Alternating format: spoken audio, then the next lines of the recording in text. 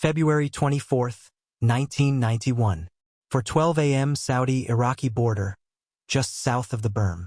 The desert is black except for the glow of burning oil wells smearing the horizon.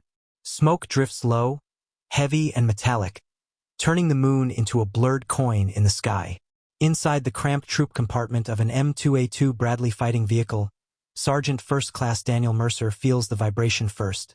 The deep mechanical growl of a 500-horsepower Cummins diesel pushing 40 tons of steel toward Iraq. The ramp behind him rattles. 6 infantrymen sit shoulder to shoulder, helmets knocking lightly with every bump. Their M16A2 rifles are clutched between their knees. The air smells like hydraulic fluid, canvas, sweat, and anticipation.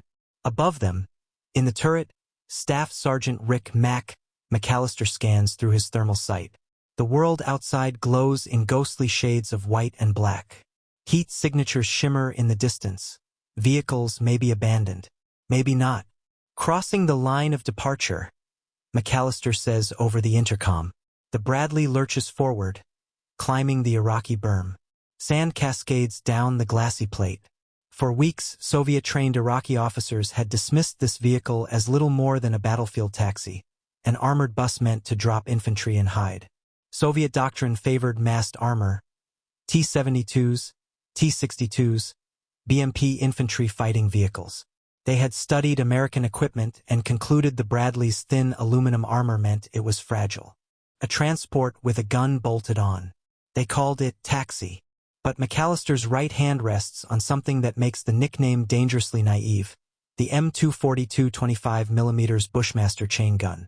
The Bradley crests the berm. The desert beyond is alive. Artillery flashes flicker like distant lightning. Tracer rounds streak horizontally across the flat expanse. Coalition air power has been pounding Iraqi positions for weeks, but now the ground war has begun. A sweeping armored assault designed to cut deep and fast. Contact front. 11 o'clock. Shouts Lieutenant Eric Halloran from the commander's hatch. McAllister swings the turret left. The thermal sight sharpens. Their angular shapes partially dug into sand revetments. BMPs. 3 of them. Their engines are running. White-hot silhouettes against the black desert. Identified BMPs, McAllister says calmly. The Bradley halts, suspension hissing. Inside the troop bay, Mercer feels the vehicle settle and knows what that means. This isn't a drop-off. This is a fight. Gunner Sabo, Halloran orders. The 25mm Bushmaster whirs, a mechanical, deliberate sound. Not the rapid, chaotic rattle of older autocannons. The chain-driven system feeds rounds with cold precision. McAllister squeezes the trigger. Thump, thump, thump, thump. The Bradley rocks slightly as armor-piercing rounds streak out at 200 rounds per minute. Through thermal, McAllister watches impacts spark across the first BMP's frontal arc.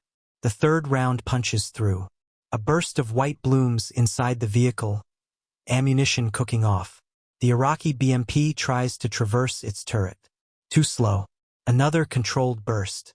The vehicle erupts, flame licking out of hatches. Target 1 destroyed. The second BMP fires wildly. A 73mm round slams into the sand 20 meters short of the Bradley, spraying grit across its hull. The crew barely flinches. On the way, more 25mm fire. The Bushmaster's rhythm is steady, almost surgical. The second BMP's side armor peels open under repeated impacts. Flash. Smoke pours from the troop hatches. The third vehicle attempts to reverse, engine flaring bright in thermal. Halloran doesn't hesitate. Tow. McAllister flips the selector. The turret shifts slightly as the tube-mounted BGM-71 tow missile aligns. He squeezes. The missile launches with a sharp backblast, trailing a thin guidance wire invisible in the dark. For a second, the battlefield feels suspended. Impact. The BMP disintegrates in a violent white bloom. Inside the Bradley, the infantry stare at one another in stunned silence. They had expected tanks to do this kind of work, Abrams with their 120mm cannons. Not them. Not the taxi. 3 BMPs down, Halloran reports over the net. Across the radio frequencies, similar reports crackle in from other units of the 1st Infantry Division and 2nd Armored Cavalry Regiment. Bradleys are engaging and killing Iraqi armored vehicles at ranges the Soviets never expected from an infantry carrier. Hundreds of miles away, in Iraqi command bunkers built on Soviet doctrine, officers struggle to understand the reports. Their assumptions had been clear: American IFVs would stay behind tanks. They would transport infantry. They were vulnerable. Instead, American Bradleys are leading elements of the advance, using thermal optics to see through smoke and darkness, striking first, striking precisely. The desert becomes a killing field of silhouettes and flashes. McAllister shifts targets again. Another heat bloom, possibly a T-55 dug into a defensive line. Range: 1,800 meters. He exhales slowly. Outside, oil smoke drifts low, mixing with cordite and burning fuel. The Bradley's engine hums steady, unfazed. The vehicle that had been mocked as a battlefield shuttle is now acting as a hunter. The Bushmaster fires again. And somewhere in the confusion of collapsing Iraqi lines, the nickname taxi begins to sound less like ridicule and more like a catastrophic miscalculation. February 26, 1991. 3:47 p.m. 73 Easting, southern Iraq. The sandstorm rolls in like a wall. Visibility drops to less than 1,000 meters. The sky turns the color of old brass. Static crackles over the radio as fine dust coats optics, antennas, lungs. Troop E, 2nd Squadron, 2nd Armored Cavalry Regiment pushes east. Captain H.R. McMaster's voice cuts through the net, calm, clipped, deliberate. Keep interval. Stay online. We're not stopping. Ahead of them lies the Tawakalna Division of the Iraqi Republican Guard, Soviet-equipped, Soviet-trained, dug in along a north-south grid line marked 73 Easting on NATO maps. Inside another Bradley, this one callsign Eagle 12, Sergeant Chris Malone leans into the eyepiece of his thermal sight. The world beyond the storm is ghost white and charcoal shadows. Through dust that blinds the naked eye, the Bradley sees clearly. That's the difference. Heat signature. Multiple. Left flank. Malone says. Lieutenant Robert Frank peers through his independent viewer. Shapes emerge, low, angular, hull-down positions. BMPs. Behind them, larger silhouettes. T-72s. The Iraqis don't see them yet. The sandstorm is their shield and their prison. Fire, Frank orders. The Bushmaster answers. The 25mm rounds slash through the storm, invisible except for faint flickers in thermal. The first BMP jerks violently, turret snapping sideways. A second burst caves in the driver's compartment. Flames punch through the troop hatch. Malone shifts to the next target. He doesn't fire wildly. He walks rounds across vision blocks, turret rings, side armor. The chain gun's mechanical rhythm feels almost indifferent. Thump, thump, thump. Each impact deliberate. Return fire suddenly streaks past them.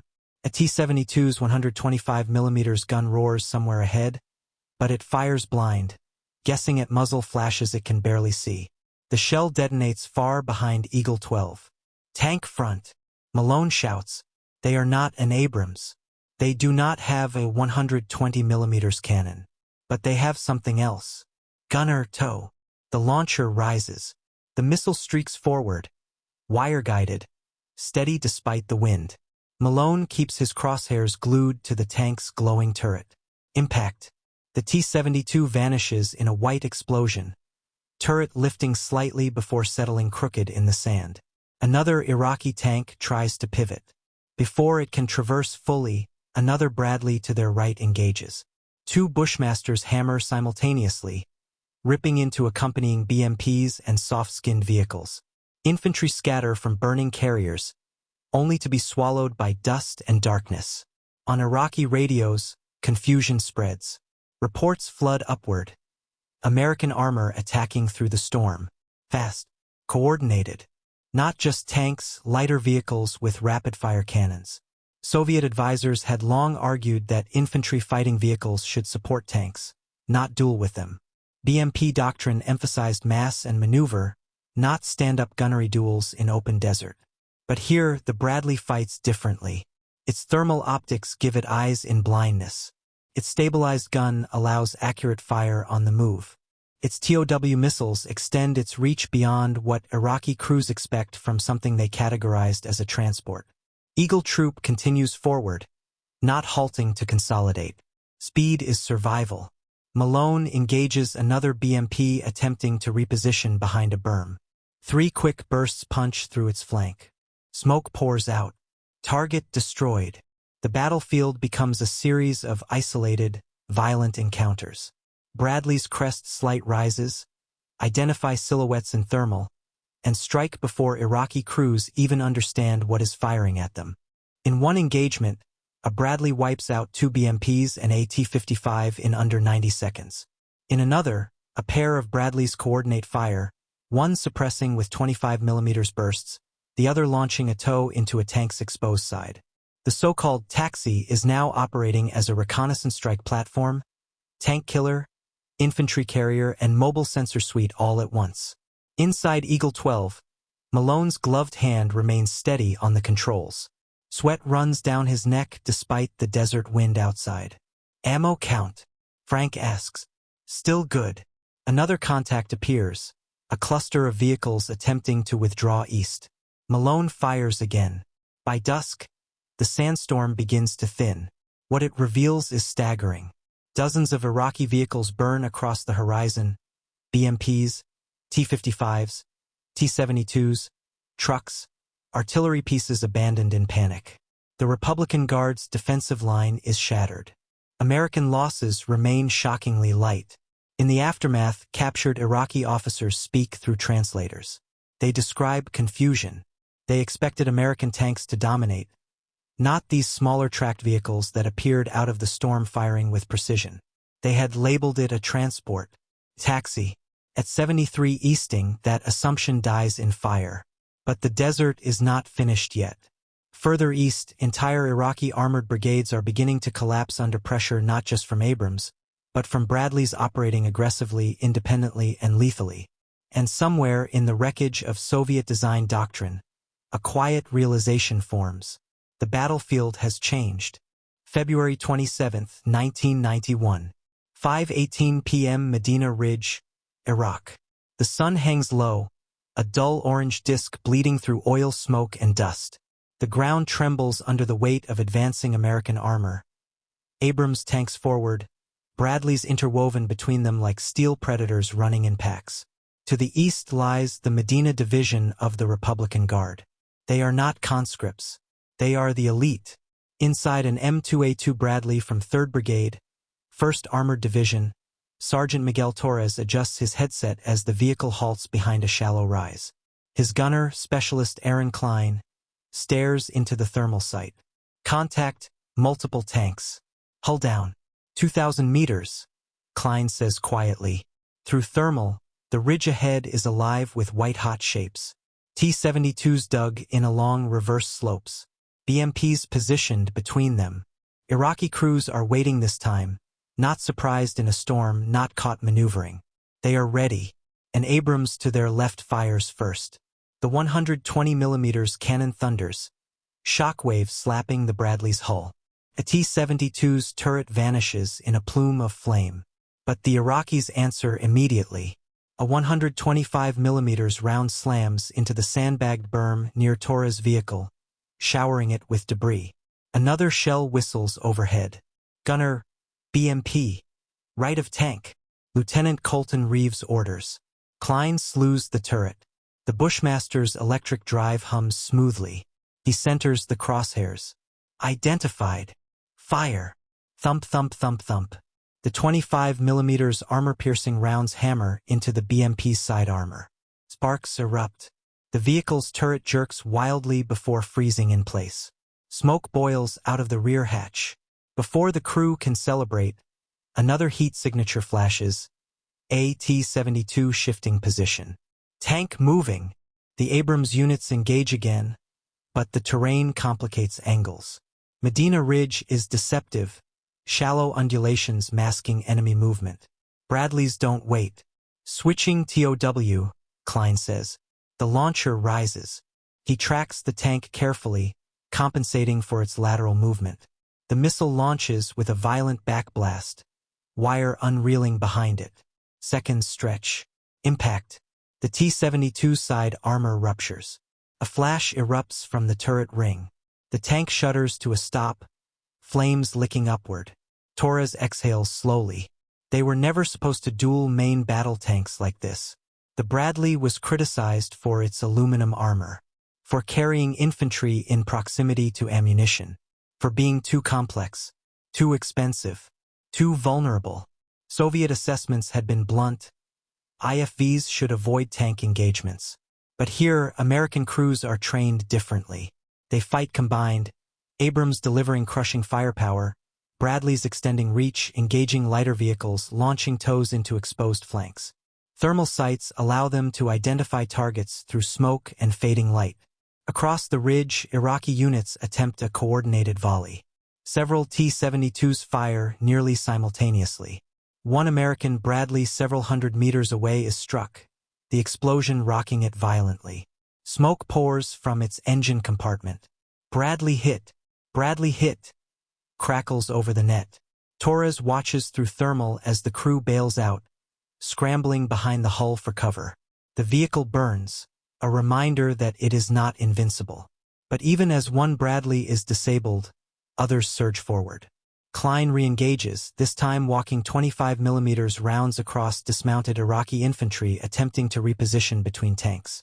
The Bushmaster's high-explosive rounds detonate in tight bursts, shredding sand and suppressing movement. The battlefield becomes layered chaos. Abrams firing thunderous main guns, Bradleys snapping controlled bursts, tow missiles streaking like spears through smoke. By nightfall, Medina Division's armored core is shattered. Dozens of Iraqi tanks burn along the ridge. BMPs lie twisted, their thin armor peeled open by 25mm penetrators. Survivors abandon vehicles and retreat east. American after-action counts will later show something that shocks analysts. Bradleys destroyed more Iraqi armored vehicles during the Gulf War than Abrams tanks did. Not because they were stronger, but because they were everywhere. Aggressive, integrated, used not as taxis but as frontline hunters. As darkness settles, Torres climbs partially out of his hatch. The wind carries the smell of burning fuel and scorched metal. In the distance, silhouettes of wrecked T-72s glow faintly in thermal optics. On Iraqi radios intercepted later, commanders speak in disbelief. They describe American light armor-killing tanks at range. They ask for clarification. They question reports. Soviet-trained Doctrine had categorized threats neatly. Heavy tanks, light carriers, support vehicles. At Medina Ridge, those categories collapse. The taxi has helped dismantle one of the most powerful armored formations in the Middle East. And the psychological damage may be even greater than the physical destruction. Because now, every Iraqi armored crew knows, the smaller silhouette on the horizon is not harmless. It hunts. February 28, 1991. 8:03 a.m. Highway 8, north of Kuwait City. The war is collapsing. Columns of Iraqi vehicles choke the highway, tanks, BMPs, trucks loaded with looted equipment, artillery pieces half-hitched to fleeing tractors. Some are abandoned. Others race north in desperate retreat. Coalition aircraft slash overhead, but on the ground, Bradleys move fast, cutting laterally across escape routes. Inside an M2A2 from 24th Infantry Division, Sergeant Kevin Broderick leans into his thermal viewer. Multiple BMPs. Engines hot. They're running. The convoy ahead is disorganized. Vehicles packed too tightly, turrets scanning in confusion. Many Iraqi crews still believe the primary threat is air power or heavy American tanks.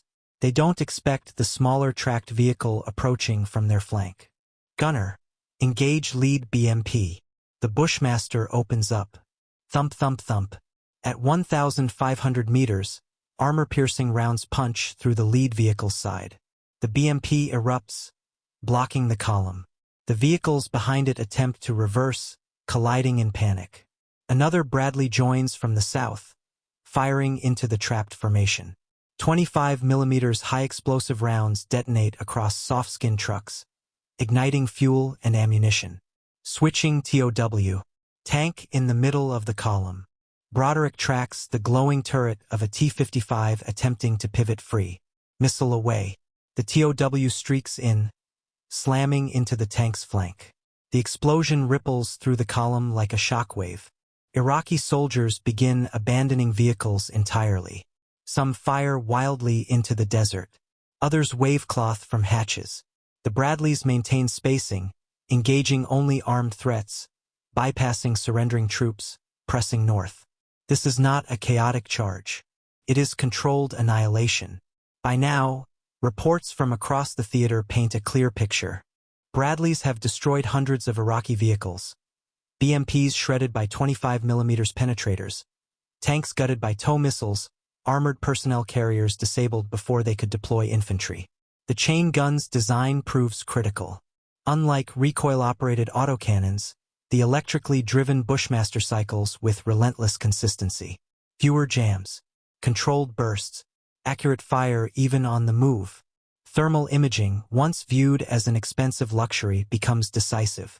Iraqi crews, many relying on older night optics, cannot see what the Bradleys see. Even in smoke, even in darkness, American gunners identify and engage first. In captured Iraqi briefings discovered later, analysts find familiar language. American infantry fighting vehicles assessed as lightly armored troop carriers. Expected to avoid direct engagement with tanks. Operational use observed inconsistent with previous assumptions. That phrase, inconsistent with previous assumptions, becomes an understatement. Because the numbers tell the real story. By war's end, Bradleys will account for more enemy armored kills than the Abrams. Not because they were superior tanks, they weren't, but because their crews used them aggressively, exploiting speed, optics, and combined arms coordination. There is irony in it. The vehicle criticized in the United States during its development, attacked in congressional hearings, mocked for complexity, labeled vulnerable, has just proven itself in the largest armored engagement since World War II. Back on Highway 8, Broderick watches as another BMP attempts to break free from the chaos. On him, short burst. The vehicle lurches, then stops. Smoke rises in black columns across the desert. The highway becomes a graveyard of twisted steel. Over the radio, a new transmission cuts in. Ceasefire pending. Stand by.